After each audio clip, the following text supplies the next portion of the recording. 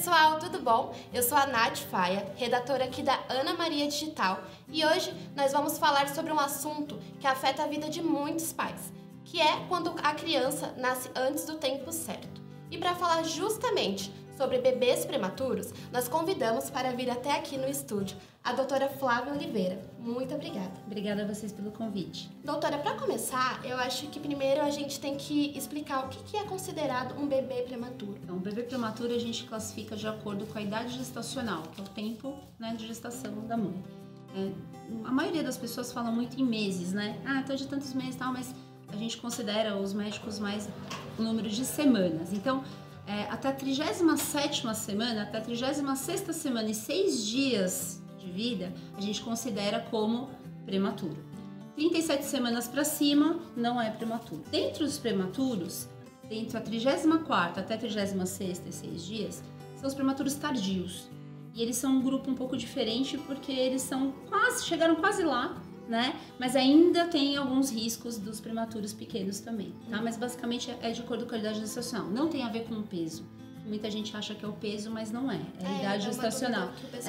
O peso vai ser classificado de acordo com a idade gestacional. Se o bebê tem um peso adequado, se ele é pequeno ou se ele é grande para a idade gestacional. E aí vai depender da gestação, enfim, de como é que foi. E o que causa um parto prematuro? Olha, tem muitas causas de parto prematuro, tá? As mais comuns são gemelaridade, né? Quando você tem mais de um bebê, tem um risco maior de prematuridade. Pressão alta, né? Que é muito comum também na população brasileira. Diabetes, infecções, por exemplo, a infecção urinária pode desencadear um trabalho de parto prematuro.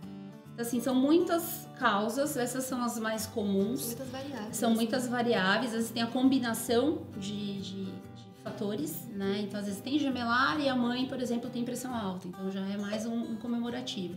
Então, são várias causas que pode gerar o trabalho de parto. E a prevenção? Como que a gente faz para prevenir um parto prematuro? O mais importante, Nath, é o pré-natal. O pré-natal é fundamental para a prevenção de doenças. Todas essas que eu te falei, algumas realmente acontecem. Uma infecção urinária pode acontecer mesmo você fazendo um pré-natal adequado. Mas uma pressão alta, um diabetes ou alguma outra doença, você pode ser detectado antes pelo obstetra, que vai acompanhar durante o parto, durante o pré-natal e durante o parto. E aí, medicar, fazer o que é necessário para tentar inibir esse trabalho de parto prematuro. Então, se eu pudesse falar, a principal coisa para a prevenção de prematuridade é sim um pré-natal bem feito. Indo até um pouco mais longe, a gente fala um pouco de prevenção primordial, que é uma coisa que nem todo mundo sabe o que é você, antes às vezes de ficar grávida ou durante a gestação, você também passar com um pediatra.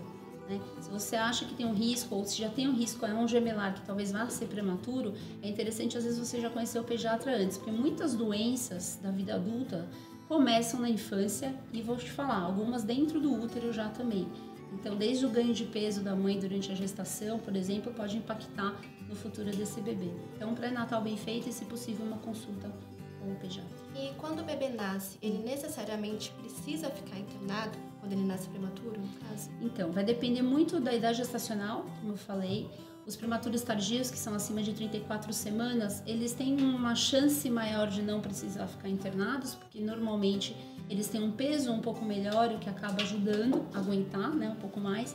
E a parte pulmonar, que é o mais importante. Então, o pulmão é o que determina muita coisa durante a internação do bebê na UTI.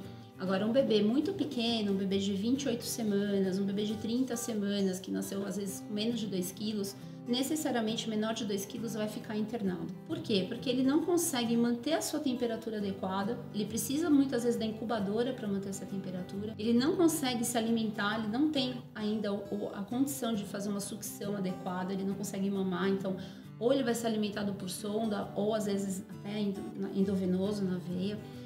Então tem muitas coisas que ele vai precisar de ajuda. Agora, um bebê de 35, 36 semanas, dependendo de como foi o pré-natal, de como foi o parto, sim, ele pode ter alta sem precisar ir para UTI, mas a grande maioria sim. E quando é que o bebê está pronto, ele está apto para sair do hospital? Então, como eu falei para vocês em relação à temperatura, então temperatura, peso, mamar, então o bebê tem que estar pelo menos próximo de 2 kg de peso, tá? Isso varia de maternidade para maternidade, algumas têm cortes de peso, mas gira em torno de 2 quilos. Ele tem que estar fora da incubadora e conseguindo pelo menos 2, 3 dias se manter com uma temperatura adequada, que é em torno de 36 graus e meio, fora da incubadora, ou seja, ele consegue manter uma temperatura adequada. E mamando, no peito ou numa mamadeira, enfim, vai depender muito de caso a caso, no copinho, enfim. Mas ele tem que estar fazendo principalmente essas 3 coisas, mantendo a temperatura, um ganho de peso adequado e mamando. Tendo isso, ele tem condição de ir para casa. A gente tem alguma pergunta? Como que funciona a história do bebê canguru? Interessante. O canguru, que é esse contato pele a pele com o bebê, é fantástico. Então, assim, é que eu tava falando pra Nath, né? Às vezes só de pôr a mão dentro da incubadora já tem um impacto. Agora, esse contato pele a pele, primeiro, tem vários benefícios. Tem o benefício emocional, da mãe passar aquela energia pro bebê e o bebê sentir. Tem a questão até da colonização de bactéria da pele dela que passa para ele. Então tem muitas maternidades, a maioria que tem isso como rotina. É que vai depender de como o bebê está, né? Da estabilidade do bebê, mas a princípio se o bebê está bem, tem condição, assim, e pai e mãe podem fazer, né? Como então, que funciona isso? Normalmente é o pai ou a mãe, na UTI costuma não entrar visita. Raramente, numa das maternidades que eu trabalhei tinha um dia específico que podia entrar avô ou avó, mas sempre para os bebês mais estáveis, né? E o canguru é sempre o pai ou a mãe. Né? Eu brinquei que eu fiz no HC, mas realmente a gente lá fazia os residentes. Eu de madrugada pegava os bebês e ficava com eles, né? Então faz diferença, né? Faz bastante diferença. Bom, gente, foi isso. Eu espero que todo mundo tenha sanado suas dúvidas. Muito obrigada, doutora. Obrigada, eu agradeço muito. Se vocês tiverem alguma dúvida, podem entrar em contato comigo pelo Instagram, @doutora.flaviapediatra ou Pediatria na Mesa também, que eu vou estar disposta a responder e ajudar no que for possível. Espero que vocês tenham gostado. Continua assistindo as nossas lives. Também dá uma olhada no nosso site. E é isso. Muito obrigada.